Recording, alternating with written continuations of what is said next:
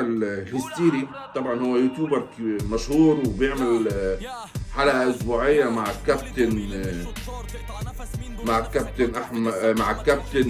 سيف سمير زاهر. وطبعا أحمد الطيب طلع وقعد يتكلم على سيف سمير زاهر، يقول له عمك لو كان موجود اللي هو سمير زاهر الله يرحمه ما كانش هيسمح ليك ان انت تعمل وتجيب واحد زي الشخص اللي اسمه الهستيري دوت، وان انت تجيبه في حلقه في قناه اعلاميه كبيره بيشوفها الوطن العربي.